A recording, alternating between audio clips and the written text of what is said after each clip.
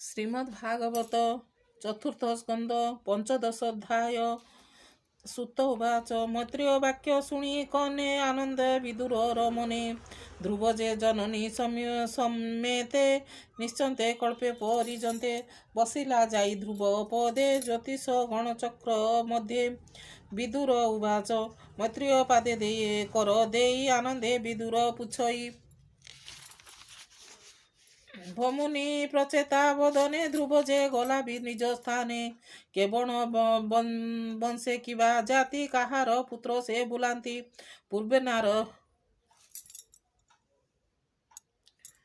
ପୂର୍ବେ ନାରଦର ବଚନେ ଯଜ୍ଞ ଆରମ୍ଭ କେଉଁ ଜନେ। ହରିଙ୍କି କ୍ରିୟା ଯୋଗ ପାଇ ଭବୁ ତରିଲେ 10 ଭାଇ। ସେ ଧର୍ମ ପାଳି ପ୍ରଚେତସ ଯଜ୍ଞରେ ବିଷ୍ଣୁ କରିତୋଷ। ସେ କଥା କହ ମୁନି ମତେ ସଂସାରୁ ତରିବି ଯେମନ୍ତେ। ମୈତ୍ରେୟ ବାଚ ଧ୍ରୁବର ପୁତ୍ର ଗୁଣଧାମ ଜ୍ୟେଷ୍ଠ ଉତ୍କଳ ନାମ ତାର ନାମ। ତାହାକୁ ଅଧ୍ୟରେ ରାଜ୍ୟ ସ୍ଥାପି ଧ୍ରୁବ ଯେ ଗଲା ଶୂନ୍ୟ ବ୍ୟାପୀ। ସେ ବସି ରାଜାର ଆସନେ ଉତ୍ତମ ରତ୍ନ ସିଂହାସନେ। ସୁଖ ନ ଲଭି ଦୁଃଖ ମନେ ପିତାର ଯାତ୍ରା ଶୁଣି କନେ। ସେ ଯେ ସ୍ୱଭାବେ ଆତ୍ମଜ୍ଞାନୀ ସମଦର ସେ ବୁଦ୍ଧି ଘେନି। ଦେଖଇ ସର୍ବଭୂତେ ହରି ସ୍ଥାବର ଜଙ୍ଗମ ଆଦି କରି। ଏମନ୍ତ ପଦବୋଧର ସେ ଗୁଣ ପ୍ରଭାଏ ହେ ସେ ନ ମିଶେ। ଜଡ଼ାନ୍ଧ ଯୋଗୀଙ୍କର ପ୍ରାୟ ଭସ୍ମ ବିଭୂଷିତ ଶୁଦ୍ଧ ଦେହେ। ବୁଲାଇ ନାନା ମାର୍ଗେ ରୁଚି କେପାରେ ତାର ଗୁଣ ଲିଖି। ଏମନ୍ତ ତାର ଗୁଣ ଦେଖି ବନ୍ଧୁ ବାନ୍ଧବ ମନେ ଦୁଃଖୀ। ମନ୍ତ୍ରୀ ଅମାତ୍ୟ ମାନେ ମିଳି ରାଜ୍ୟ ରକ୍ଷଣେ ନିତ୍ୟ ଭାଳି। ବତ୍ସର ତା ଅନୁଜ ନାମ ସୁନ୍ଦର ସର୍ବଗୁଣ ଧାମ। ତାହାର କୁଶଳ ବିଚାରି ସ୍ୱରାଜ୍ୟ ଅଭିଷେକ କରି। ସ୍ଥାପିଲେ ନୃପତି ଆସନେ ଏମନ୍ତ ଗଲା କେତେ ଦିନେ। ସୁବିଥି ନାମେ ପତ୍ନୀ ତାର ଯୋଷିତ ଗଣେ ସେ ଗମ୍ଭୀର। ତାର ଉଦରେ ପୁତ୍ର ଜାତ ହୋଇଲେ ଗୁଣ ପ୍ରମିତ। ସୁଷନ୍ନା ତୀକ୍ଷ୍ଣ କେତୁ ନାମ।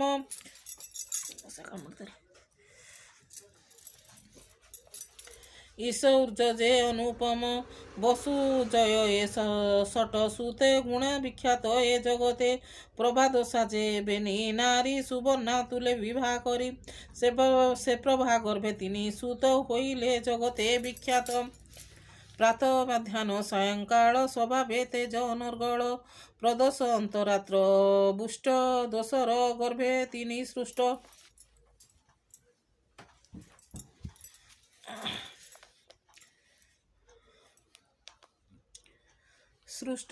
ବୁଷ୍ଟର ପୁତ୍ର ଶୁଷ୍କ ଋଷି ଏକ ଦୁହିତା ଶୁଭ୍ର କେଶୀ। ତାହାର ନାମ ସୁଚାରୁଣୀ ଅବଳା ମଧ୍ୟ ଶିରୋମଣି। ରୁନ୍ଧସ ମନ ତାର ଗର୍ଭେ ଜନ୍ମ ହୋଇଲେ ସୃଷ୍ଟି ପୂର୍ବେ। ନଜଳା ଚକ୍ଷୁପର ନାରୀ ରୂପେ ସେ କମଳା କୁଶରୀ। ତାର ଉଦରେ ଷଡ଼ସୁତ ହୋଇଲେ ବିଷ୍ଣୁ ତେଜ ଯୁକ୍ତ। ନାମ ସେ ପୁରୁଷ ପ୍ରକୃତି ପଦସୁଶ୍ରୟ ଦୃଢ଼ ବ୍ରତ। ସେ ଷଟ ପୁତ୍ର ଷଟ ଭାଇ ଶୁଣ ତାହାର ନାମ କହି। ଅଗ୍ନିଶମକ ଅତିରାତ ପ୍ରଦ୍ୟୁମ୍ନ ସମର ଉନ୍ନତ ଆଦି ଷଟ ସୁତ ହୋଇଲେ ମନୁବଂଶେ ଖ୍ୟାତ।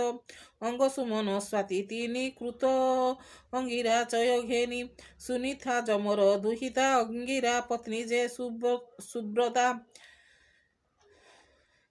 ବେଣୁ ତାହାର ଗର୍ଭଜାତ ତେଣୁ ଶୁଣ ହୋ ତାହାର ଚରିତ। ସେ ପୁଣି ପିତାମହ ଦୁଷ୍ଟେ ଦୁଷ୍ଟ ହୋଇଲେ ମନୁବଂଶେ। ତାହାର ଦେଖି ଦୁଷ୍ଟପଣ କୋପେ ଛାପିଲେ ମୁନିଗଣ। ପୁଣି ତାହାର ମୂତ୍ର ଗାତ୍ରେ ବିପ୍ର ମନ୍ଥିଲେ ପୁତ୍ର ଅର୍ଥେ।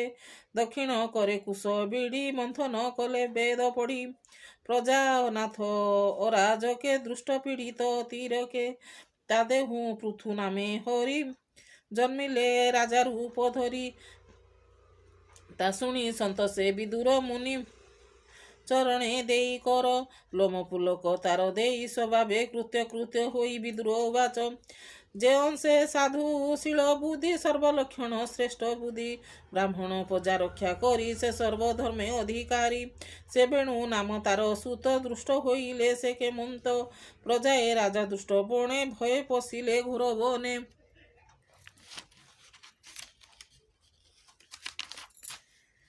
କିମ୍ବା ବ୍ରାହ୍ମଣ କୋପ କଲେ ତାହାଙ୍କୁ ବ୍ରହ୍ମଦଣ୍ଡ ଦେଲେ।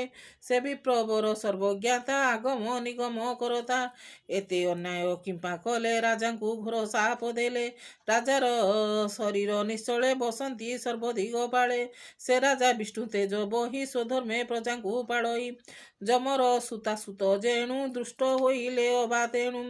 ଏକଥା କହ ମୁନି ମତେ ସଂଶୟ ନ ରହୁ ମଚିତେ। ମୈତ୍ରେୟ ଉବାଚ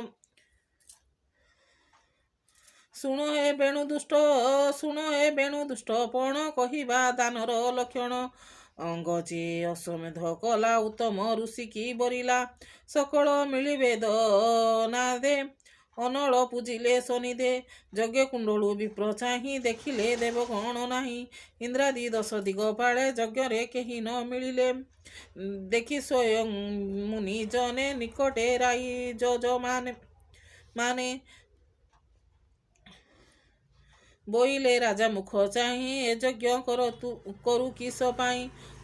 ପବିତ୍ର ବସ୍ତୁ ଶୁଦ୍ଧ କରି ଅନଳେ ନିଗମ ଉଚାରି। ଆମ୍ଭେ ସକଳ ଧ୍ରୁବ ବ୍ରତା ଦ୍ୱିଜ ସ୍ୱଭାବେ ଶୁଦ୍ଧ ଚିତା। ମନ୍ତ୍ର ଉଚାରି ଆମ୍ଭେ ତୁଣ୍ଡେ ଆହୁତି ଦେଲୁ ଯଜ୍ଞ କୁଣ୍ଡେ। ଦେବେ ନଇଲେ କେଉଁ ଭାବେ ତାର ପ୍ରସ୍ତାବ କହ ଏବେ। ସକଳ କର୍ମ ସାକ୍ଷୀ ଦେବେ କିମ୍ବା ନଇଲେ ଯଜ୍ଞ ଭାବେ।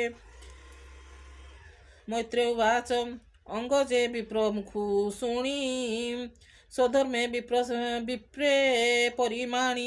ସଭାଜନଙ୍କ ମୁଖ ଚାହିଁ ଏ ଯଜ୍ଞ କଲୁ କିସ ପାଇଁ। ଅଙ୍ଗ ରାଜା ଉବାଚ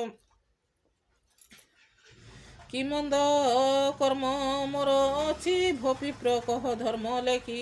ଦେବେ ନଇଲେ ଯଜ୍ଞ ଭାଗେ କାରଣ କହ ମୋର ଆଗେ। ଏମନ୍ତ ରାଜା ମୁଖୁ ଶୁଣି ସ୍ୱଧର୍ମେ ବିପ୍ର ପରିମାଣି।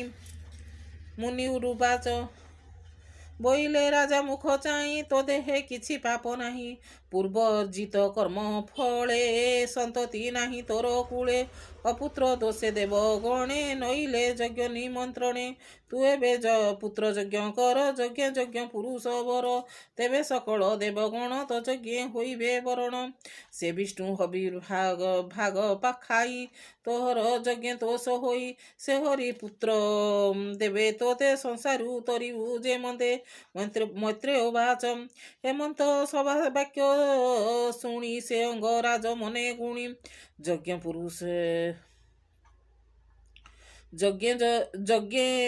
ପୁରୁଷ ତୁଣ୍ଡେ ଆହୁତି ଦେଲେ ହୁମ କୁଣ୍ଡେ।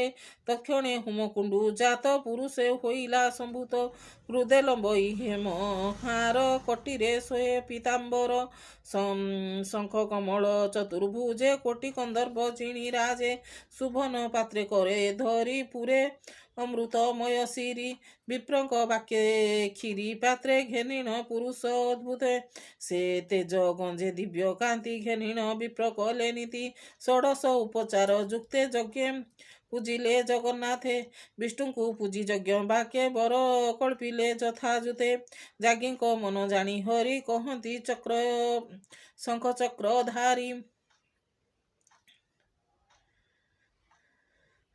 ଯଜ୍ଞ ପୁରୁଷ ଉବାଚ ଶୁଣ ଉତ୍ତମ ବିପ୍ର ଗଣେ ରାଜା ସନ୍ତତି କାରଣେ। ମତେ ପୂଜିଲା ଯଜ୍ଞ ମତେ ତୁମ୍ଭର କାମ ସାଧ୍ୟ ଅର୍ଥେ। ଅସ୍ତୁ ହୋଇବ ବାଞ୍ଛା ଫଳ ମୋ ଅଭିଷେକ ଯେ ନିର୍ମାଲ୍ୟ। ଏହାକୁ ଦିଅ ରାଜା ହସ୍ତେ ଆଘ୍ରାଣ କରି ନାସାଗ୍ରତେ। ପତ୍ନୀ ଭୁଞ୍ଜିବ ତାର ଯେବେ ସୁପୁତ୍ର ହେବ ତାର ଗର୍ଭେ। ହେମନ୍ତ କହି ଜନାର୍ଦ୍ଦନ ତତ୍କ୍ଷଣେ ହେଲେ ଅନ୍ତର୍ଧ୍ୟାନ। ଯଜ୍ଞ ପୁରୁଷ ଆଜ୍ଞା ଘେନି ବ୍ରାହ୍ମଣ କରି ଜୟଧ୍ୱନି।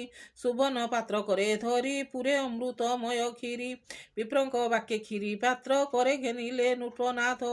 ଆଘ୍ରାଣ କରି ନାସା ଦ୍ୱାରେ ଦେଲେ ଯେ ନିଜ ପତ୍ନୀ କରେ। ସେ ପୁଂସବନ କ୍ଷୀରି ଆଣି ରହି ଭୁଞ୍ଜିଲା ତା ଘରଣୀ। ତତ୍କ୍ଷଣେ ପୁଂସବନ ଭାବେ ପୁତ୍ର ରହିଲା ତାର ଗର୍ଭେ। ସେ ଗର୍ଭ ତାର ଉପଗତେ କୁମର ଜନ୍ମିଲେ ଅଦ୍ଭୁତେ। ଦିନକୁ ଦିନ ସେ ବଢିଲା ମାତାର ଅଂଶ ନ ଛାଡ଼ିଲା। ସ୍ୱଭାବେ ହୋଇ ଅଧାର୍ମିକ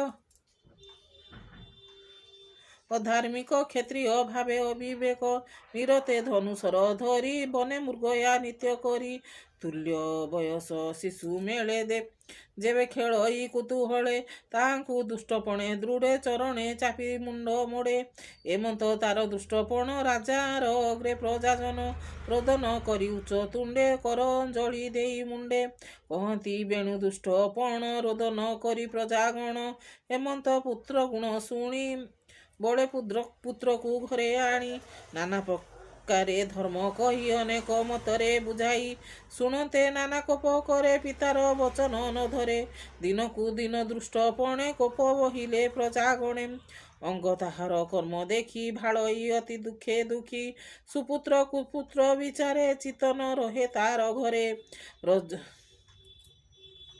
ରଜନୀ ଅର୍ଦ୍ଧେ ନୃପବର ମନ୍ଦିରୁ ହୋଇଲା ବାହାର ବନେ ପଶିଲା ନରପତି କେହି ନ ଜାଣେ ତାର ଗତି ତାହାର ପାତ୍ରପନ୍ତ୍ରୀ ଗଣେ ଅନେକ ଖୋଜି ଘୋର ବନେ ନ ଦେଖି ନଗରେ ମିଳିଲେ ଅନେକ ପ୍ରକାରେ ଭାଳିଲେ କହଇ ବିପ୍ର ଜଗନ୍ନାଥ ଭାଷା ପ୍ରବନ୍ଧେ ଭାଗବତ ଇତି ଶ୍ରୀମଦ୍ ଭାଗବତେ ମହାପୁରାଣ ପରମହଂସ ସଂହିତାଏ 82 ଚତୁର୍ଥ ସ୍କନ୍ଧେ ଅରାଜ୍ୟକରଣେ ବେଣୁ ଜନ୍ମିନୀ ନାମ 15 ଅଧ୍ୟାୟ।